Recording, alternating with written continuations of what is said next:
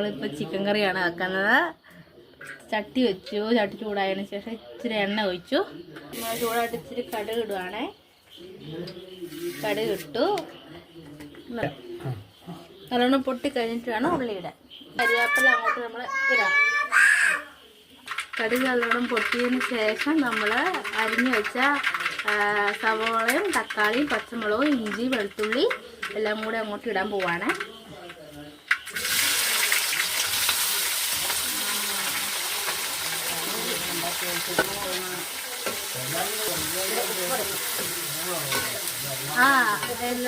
ഉപ്പ്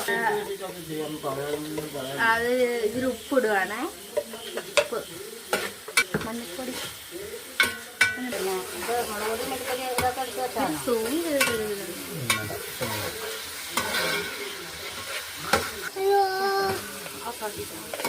മുളക് പൊടി മല്ലിപ്പൊടി മസാലപ്പൊടി എല്ലാം കൂടി നമുക്ക് മൂപ്പിക്കാം.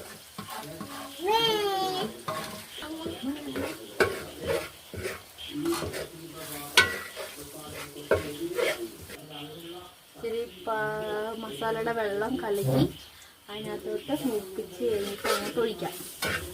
മൂപ്പിച്ച് നല്ലോണം മൂത്ത് കഴിയുമ്പം മസാല അങ്ങോട്ട് ഒഴിക്കാം.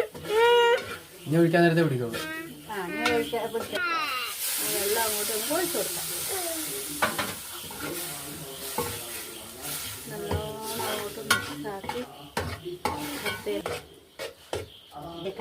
നമുക്ക് ചിക്കനിട്ട് ഇളക്കി കൊടുക്കാം.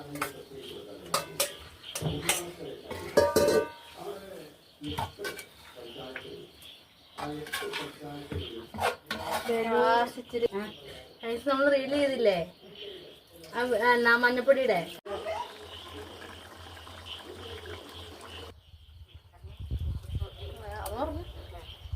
ചിക്കൻ കറി റെഡിയായി. നമുക്ക് ഇച്ചിരി മല്ലിച്ചപ്പും അതിലോട്ട് ഇച്ചിരി കുരുമുളക് പൊടി ഇട്ട് കൊടുക്കാം.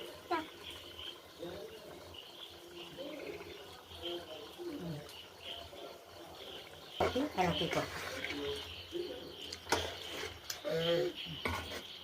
ഏകദേശം കറി നമുക്ക് ഇച്ചിരി റെഡി ആയിട്ടുണ്ട്. ഇച്ചിരി നേരം ഒന്ന് ഇച്ചിരി 5 മിനിറ്റ് കൂടെ വെച്ചിട്ട് വാങ്ങി വെക്കാം.